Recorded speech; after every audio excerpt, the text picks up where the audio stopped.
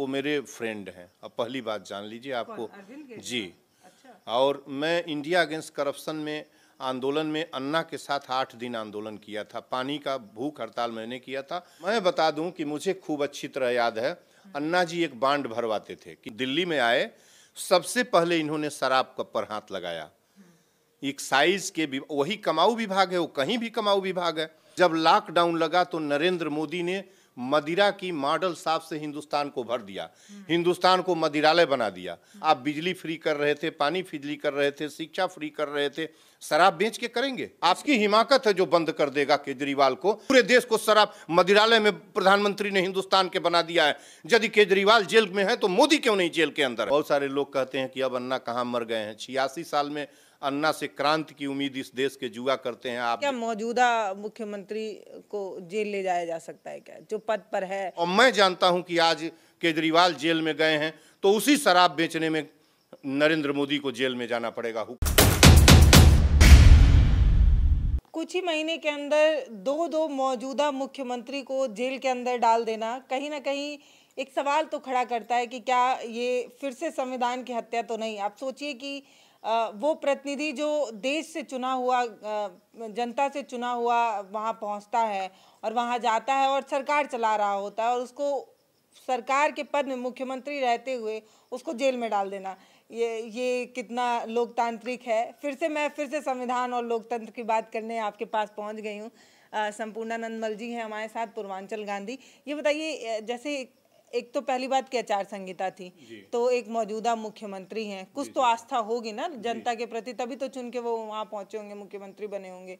तो मौजूदा मुख्यमंत्री क्या जेल में भेजे जा सकते हैं? और अगर वो जेल में हैं तो क्या वहाँ रहकर वो सरकार चला सकते हैं? ये सवाल है मेरा। वेलकम आपके भारत एक नई सोच के विद्वत एडिटर ब्रिजेंद्र और पल्लवी को।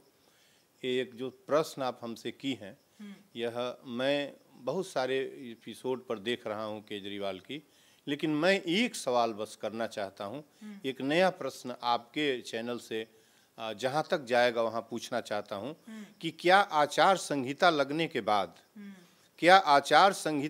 के बाद मुख्यमंत्री, प्रधानमंत्री और गवर्नर, मेरी बात सुनिएगा, को गिरफ्तार किया जा सकता है आचार संहिता लगने के बाद? गौर करिएगा, क्या आचार संहिता लगने के बाद कॉन्स्टिट्यूशन का वायोलेशन कर सकते हैं? यदि आचार संहिता लगने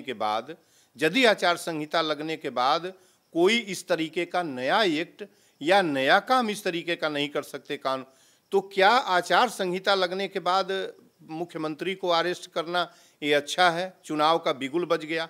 और ये भी टटोलना चाहिए, मुझे तो नहीं लगता कि इस तरीके से भारत के इतिहास में आज़ादी के बाद अब तक किसी मुख्यमंत्री को, जब जनरल इलेक्शन का ऐलान हो गया हो और पार्टिसिपेटिंग हो, खुद ही हो, उसके बाद उसको जेल इस तरीके से आनन फानन में, और उनके वकील ने जो उनके केजरीवाल के वकील हैं, एक बात उन्होंने प्रे में किया है कि आपको 2 महीने वेट कर लेना चाहिए था, ये काम 2 महीने वेट करना चाहिए था, इलेक्शन के बाद करना चाहिए था, ये जल्दीबाजी कर रहे हैं। अब मैं मुख्य विषय पर आता हूं कि कि आखिर केजरीवाल को इस क्यों अरेस्ट कर लिया गया, कहाँ उनकी गलती है? और मुझे तकलीफ बहुत है, हाँ, निजी तौर पर बहुत तकलीफ है उनके अरेस्ट का। लोग कमेंट कर रहे हैं कि भ्रष्टाचार के खिलाफ में आवाज बुलंद करने वाले खुद ही भ्रष्टाचार करते पकड़े गए। देखिए, मैं उनके साथ वो मेरे फ्रेंड हैं। अब पहली बात जान लीजिए आपको। जी। अच्छा। और मैं इंडिया अगेंस्ट करप्शन में आंदोलन में अन्ना के साथ 8 दिन आंदोलन किया था। पानी का भूख हड़ताल मैंने किया था 16 अगस्त से 23 अगस्त देवरिया के सुभाष चौक पर। ये और उस दौरान अन्ना हजारे से, केजरीवाल से तो दिन में कई बार बात होती थी, किरण बेदी से, और किरण बेदी हमको बेटा बेटा कह के संबोधित करती थी, और जो है स्वामी अग्निवेश से। स्वामी अग्निवेश डिटैच हो गए थे मुश्किल से 1 हफ्ता के अंदर ही, उसी आंदोलन के दौरान। तो ये करते थे। और मैं दिल्ली जब गया 2013 में, मुझे फेलोशिप मिली, तो हमको उन्होंने कहा कि आप जो है आ जाइए, तब पार्टी वो गठित कर रहे थे, आ जाइए हमारे साथ रहिए। और सभी कांग्रेसी, जैसे मनमोहन सिंह के दरवाजे पर एक आदमी की ड्यूटी थी कि हम उनका विरोध करेंगे, राजनाथ सिंह के दरवाजे पर, तो मुझे वो कह रहे थे घर में जब मैं गया अनशन के बाद मैं उनसे मिलने गया था, मुलाकात नहीं थी 1.5-2 साल तक। जब मुझे फेलोशिप मिली दिल्ली गया तो मैं उनसे वैशाली में मिलने गया, उनके आवास पर। मेरे साड़ू भी थे साथ में, गले वले मिले बहुत। वो कहे, उनको भी कहे कि आप आइए, राजौरी गार्डन में वो रहते हैं, वहाँ से आप चुनाव लड़िए। लेकिन मैं आपको बता दूं कि आज मुझे बहुत तकलीफ है, इसलिए कि जो आदमी, जिस, आप ठीक कह रही हैं कि जिस भ्रष्टाचार के को तोड़ने के लिए सत्ता में आया था, अरे विरोध में, इंडिया अगेंस्ट करप्शन में दिल्ली में आंदोलन किया था, आज वही भ्रष्टाचार में लिप्त हो गया। ये तो एक अलग प्रश्न है कि लिप्त हुआ कि नहीं हुआ, लेकिन सवाल तो खड़ा हो गया। तो अब छवि तो बिगड़ गई। अब क्योंकि चुनाव का समय है, अब कहीं ना कहीं कैरेक्टर पर जान के ही लोग वोट देते हैं, तो कैरेक्टर पे तो दाग लगता है। जी। एक व्यक्ति ने हमको कल फोन करके बताया है कि अन्ना हजारे बहुत खराब आदमी है। उसने 2 दिन पहले बयान दिए हैं अन्ना, उनका लफ्ज था, उनको मैंने संभाला कि आप रुकिए जरा, ठहरिए। अन्ना ने कहा कि ये जो जैसा कर्म करेगा, जो कर रहे हैं वो उनको तो लिए उन्होंने कहा। मैं बता दूं कि मुझे खूब अच्छी तरह याद है, अन्ना जी एक बांड भरवाते थे कि हम राजनीति नहीं करेंगे, राजनीति में नहीं जाएंगे, हमारा कोई पॉलिटिकल पार्टी नहीं है, जो अन्ना से सटना चाहता था। अच्छा। हाँ, ये करते थे। अन्ना ने जब ये दल गठित किए तो बहुत मना किया, और जब एक दल गठित करने के साथ जब अनशन ये चालू किए, इन्होंने 18 दिन का अनशन किया। अन्ना जब चले गए, सब लोग चले गए, तो दिल्ली में इन्होंने अनशन किया। बिजली के खंभों पर तार जोड़ रहे थे चढ़ चढ़ के, खुद ही केजरीवाल, और सब ये राजनीति में आ चुके थे। इन्होंने अनशन किया और कांग्रेसियों ने छोड़ दिया। अंबिका सोनी वगैरह, कहीं की अंबिका सोनी ने तो यहाँ तक कहा कि इनको मर जाने दो, हम लोगों से मतलब नहीं है। कांग्रेसी सरकार नोटिस नहीं ले रही थी इनके अनशन का। तब अन्ना रालेगांव से आए, इनको ले गए दूध पिला के घर पर, और कहे कि नहीं, तुम राजनीति न करो तुम। इसके बाद भी ये राजनीति में आ गए, और जब राजनीति में आए, शपथ ग्रहण इनका होने लगा, तब गोपाल राय जो यहीं आजमगढ़ के हैं, वो इन लोगों ने भेजा कि अन्ना को इनवाइट करिए उस शपथ ग्रहण में।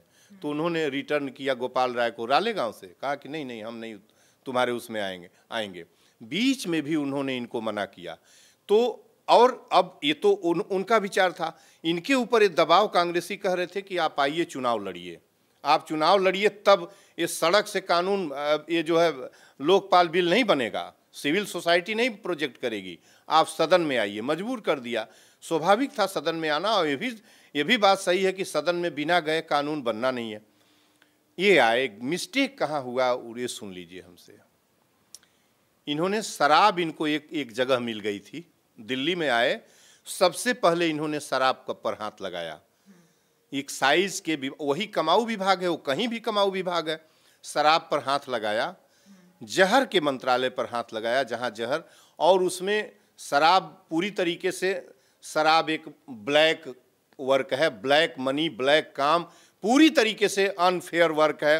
अनफेयर जो है वो जो है इंडस्ट्री है, शराब को इंडस्ट्री नहीं है, शराब जहर बेचने का है।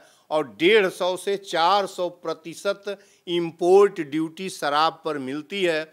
मदिरा की मॉडल शॉप पुरानी सरकार ने खोली है, मनमोहन सिंह की सरकार में मदिरा की मॉडल शराब खुली थी, कम खुली थी, इक्के दुक्के खुले थे। जब लॉकडाउन लगा तो नरेंद्र मोदी ने मदिरा की मॉडल शॉप से हिंदुस्तान को भर दिया, हिंदुस्तान को मदिरालय बना दिया। और क्या है आपको पता है, उसके पहले से ही इन्होंने जो मदिरालय खोला है, विद्यालय का कहीं पता नहीं है, मदिरालय खोलते गए। मदिरालय इंपोर्ट ड्यूटी इतनी बटोरते रहे, 150 की शराब की कीमत की चीज़ को 450 इंपोर्ट ड्यूटी वसूलना। आप साइट पर जाइए, हम अपनी बात नहीं बता रहे हैं, आप गूगल में एंट्री करिए तब जाके देखिए। और उस बोतल को 1000 करके इस बेचना इस देश के अंदर। और पीने वाला पैसा किसका है? वो जो खरीदने वाले हैं सभी लुटेरे हैं, बिचौलिए हैं, दलाल हैं, घूसखोर हैं, लुटेरे हैं, चोर हैं, भ्रष्टाचारी हैं, जितने हैं। इसलिए कि आप जो है किसान खेती करके उतनी महंगी शराब नहीं पी सकते, तो सभी चोर हैं या बड़े बड़े वेतनभोगी हैं, मंत्रालयों के लोग हैं, जो भी हैं। हमारे पास सूची नहीं है, इनको सबको पता है। इसलिए कि इटली और फ्रांस की इतनी छोटी शीशी दस्तक कोन्याक कावर्ने जैसी मदिरा बिकने लगी, करोड़ों के मॉडल शॉप इनके टेंडर में आने लगे। तो ये पूरा जो गेम था ना शराब का, नरेंद्र मोदी ने किया। हाँ, नरेंद्र मोदी ने खूब खुल के शराब का काम, शराब की दुकानें खोली। और केजरीवाल भी पीछे उसी केजरीवाल को इस समझ में नहीं आ रही थी कि हम शराब पर हाथ क्यों नहीं शराब बंद कर देते हैं, जैसे बिहार के सीएम ने बंद किया। क्यों शराब में हम हाथ डालना चाहते हैं? आप बिजली फ्री कर रहे थे, पानी फ्री कर रहे थे, शिक्षा फ्री कर रहे थे, शराब बेच के करेंगे, मदिरालय खोल के करेंगे? आपको समझ में नहीं आ रही थी कि तो जहाँ कहना चाह रहे हैं कि सरकार जो एजुकेशन पे पैसा लगा रही है या बिजली फ्री कर रही थी, वो कहीं ना कहीं शराब के पैसे नहीं, से आ मैं रहा ये है। नहीं कह रहा हूं कि शराब से आता था, लेकिन कभी भी स्टेट गवर्नमेंट, अब इस क्या है, अच्छा आप बताइए कि जब ये सब इंडस्ट्री बेच दिया सबों ने, कहीं भी स्टेट गवर्नमेंट हो या केंद्र की गवर्नमेंट हो, अब इन लुटेरों के पास बचा क्या है? हमें आप बता दीजिए। इन चोर लुटेरों के पास, जो माननी जिनको कहा जाता है, जिन्होंने हिंदुस्तान को नमक की तरह गला डाला है नोच चोंत के, एक आदमी के पास इतना खजाना है और एक आदमी के पास चींटी के बराबर का कुछ नहीं है। वो दरिद्र बन के 102 करोड़ लोग हिंदुस्तान में घूम रहे हैं। माना कि आप पैसा जनरेट किए होंगे, लेकिन लूट बेच और लूट के पैसे से, तो मैं ये कह रहा हूँ कि मैं ये नहीं कह रहा हूँ कि, मैं ये जरूर कह रहा हूं कि शराब मुख्य इनकम का स्रोत हो गया। और गवर्नमेंट जो नरेंद्र मोदी ने लॉकडाउन में सबसे पहले शराब की दुकानें खोली, 1 जून को लॉकडाउन खत्म हुआ, सबसे पहले शराब की दुकानें खोली गईं। वहां पुलिस लगाई जाती थी, जगह जगह एक सर्टेन समय पर शराब की दुकानें खुलती थी। मुझे मालूम, ये हिंदुस्तान है, हिंदुस्तान को शराब का मुल्क बनाएंगे? ये बुद्ध की, कबीर की, नानक की, विवेकानंद का, गांधी का मुल्क है। यहाँ शराब इस स्वतंत्रता संग्राम के 75 सालों के इतिहास का 1885 से लेकर 1947 तक ये आंदोलन होता रहा। और यहाँ जितना सख्त आंदोलन अंग्रेजों को भगाने का था, उससे भी सख्त आंदोलन मदिरा की दुकानों को, अंग्रेजी दुकानों को बंद कराने का था। ये 50% महिलाओं का मुल्क है। और जब शराब बेचेंगे तो बलात्कार रुकेगा कैसे? जब शराब गवर्नमेंट, कोई भी सरकार बेचेगी तो दुर्घटना कैसे रुकेगी? जब शराब बेचेंगे तो सामूहिक मृत्यु कैसे बचेगा? अब शराब क्यों बेचते हैं हिंदुस्तान के अंदर? आपने शराब की दुकानें खोली क्यों हिंदुस्तान के अंदर? मनमोहन सिंह के ज़माने में यदि मदिरालय मॉडल साहब खोली गई या पुराने अटल जी के ज़माने में खोली गई, तो आप 2014 में क्या शराब उसको बंद क्यों नहीं किया? जरूरी है कि जहरालय चलना चाहिए हिंदुस्तान में। जहरालय बंद करना तो दूर, आपने न जाने कितनी, आप अपने ताकिए कि कितने, प्रत्येक 1 किलो, मैं जहाँ मैं बैठा हूँ यहाँ से 400 गज की दूरी पर कुछ भी नहीं था।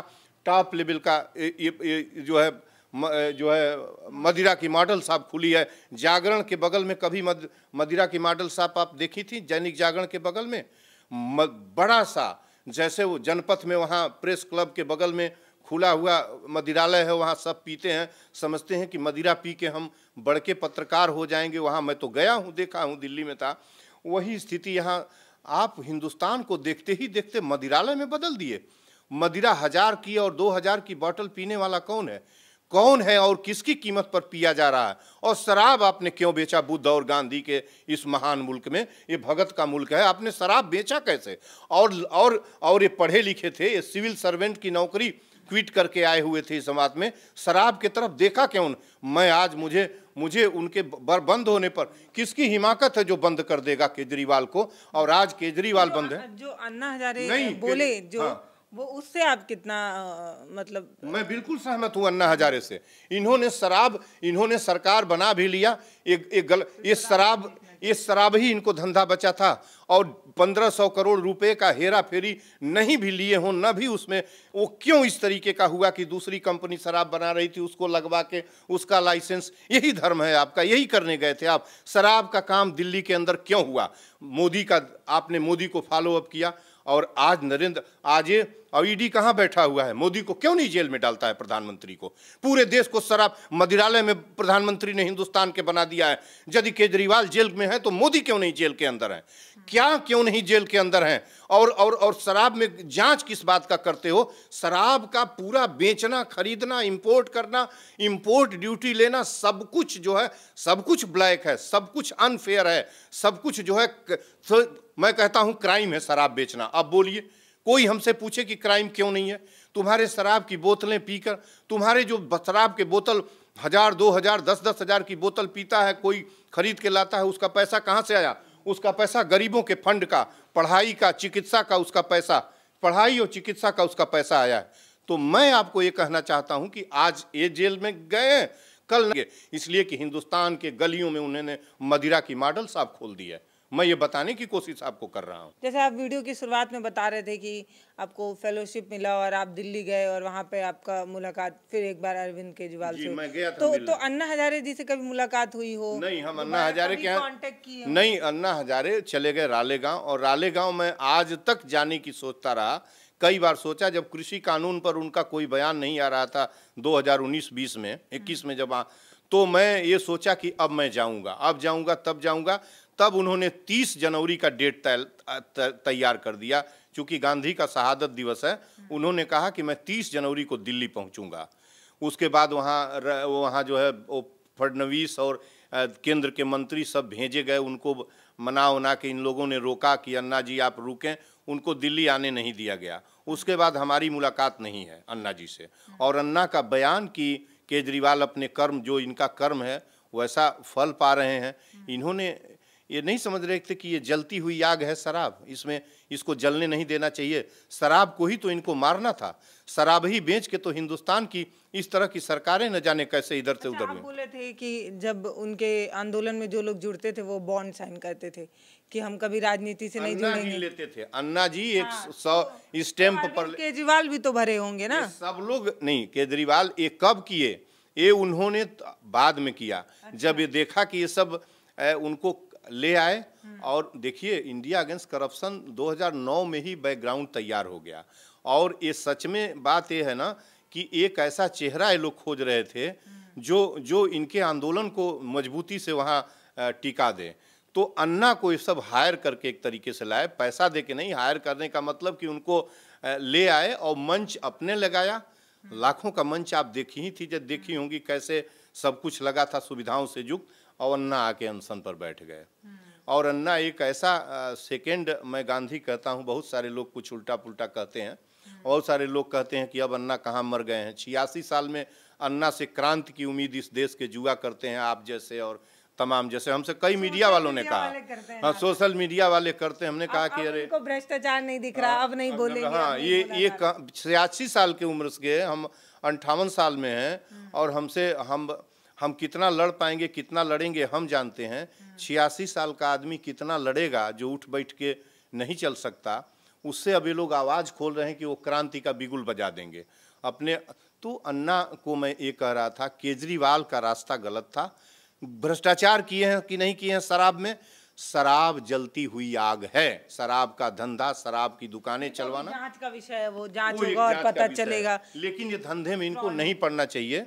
और आज ये जेल गए हैं, कल नरेंद्र मोदी सत्ता बदलेगा तो जेल जाएंगे। अच्छा, एक आखिरी सवाल बस कि जैसे आप हर बात संविधान की करते हैं, तो ये बताइए कि क्या मौजूदा मुख्यमंत्री को जेल ले जाया जा सकता है क्या? जो पद पर है उसका कार्यकाल बचा हुआ है और उसको ले जाया जा सकता है? अगर वो चले गए हैं तो क्या जेल में रहकर सरकार चला? हम गवर्नर और प्रेसिडेंट के बारे में तो जानते हैं कि सिविल का और इस तरीके का कोई उनके पद पर रहते उनके ऊपर मुकदमा एग्जीक्यूट नहीं किया जा सकता। गवर्नर और इसको प्रेसिडेंट ऑफ इंडिया को, ऑनरेबल प्रेसिडेंट को।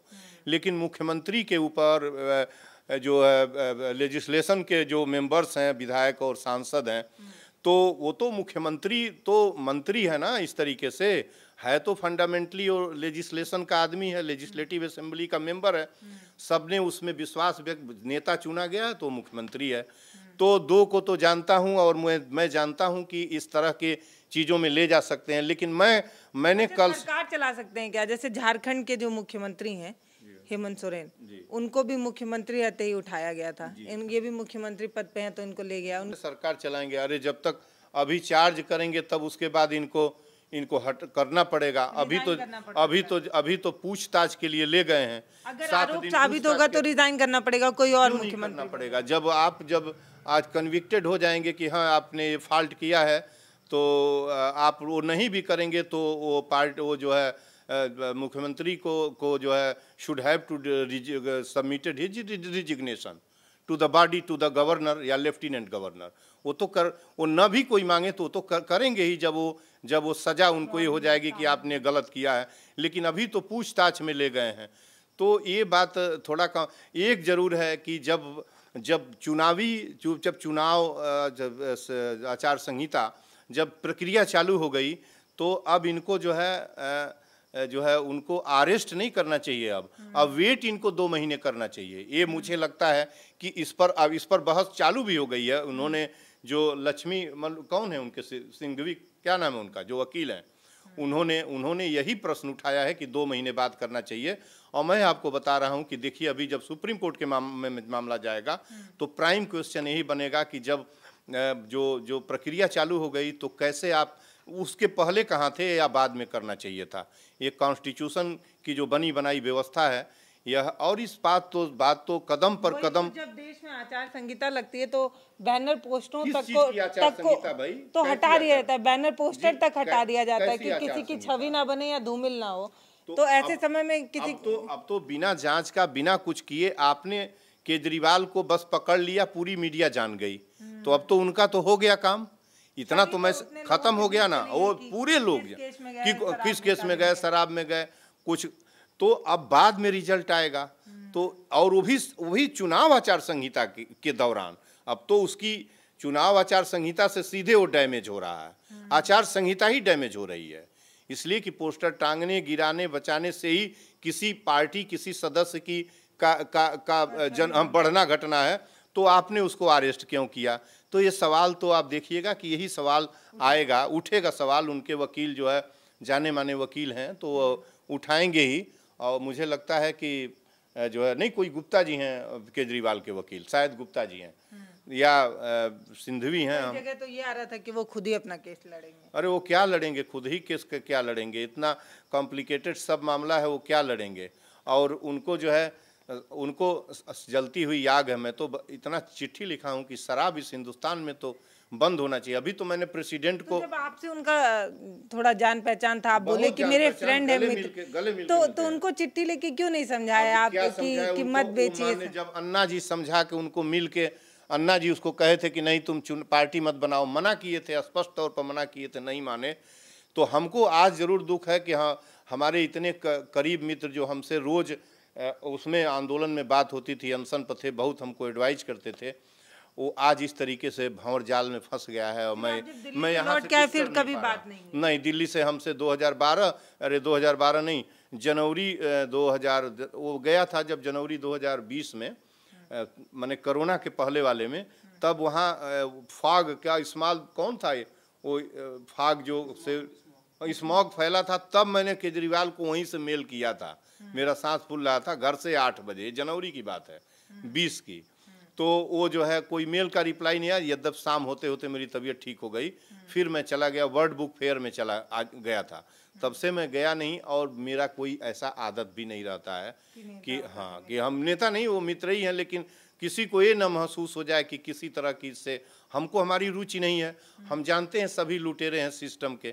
केजरीवाल ने एक और डेमोक्रेसी पर धब्बा लगाया है, वो हम आपको बता दें माइक को कि ये पहले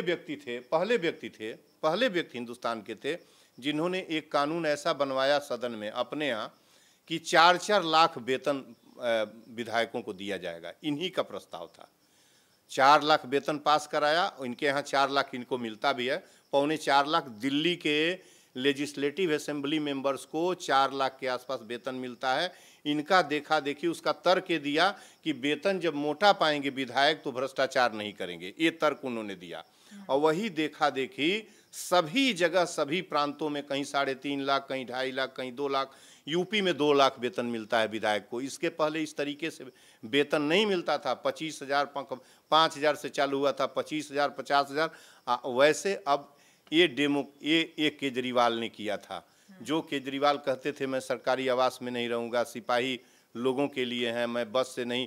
मैं पहले दिन जब गए सब अपने उधर सेक्रेटरिएट में, तो जो है उसमें बैठ के गए, जो मेट्रो ट्रेन में बैठ के गए। तो हाँ, तो इस तरीके का जो बहुत बात नहीं है। लेकिन मुझे कष्ट इस बात का है कि एक जो है मेरा इतना जाना पहचाना मित्र जो है और व्यक्ति, और मैं जानता हूँ कि मैं कदाचित मुझे कोई इस शराब का, यदि आज शराब में यदि आज इनका हाथ नहीं होता, शराब का धंधा नहीं होता दिल्ली में, और दिल्ली में केजरीवाल का हाथ पकड़े होते, तो मैं बता दे रहा हूं कि आज तूफान खड़ा कर देता इस गोरखपुर में, नहीं चलने देता इनके प्रशासन को। और मैं जानता हूं कि आज केजरीवाल जेल में गए हैं तो उसी शराब बेचने में नरेंद्र मोदी को जेल में जाना पड़ेगा। हुकूमत बदलने दीजिए।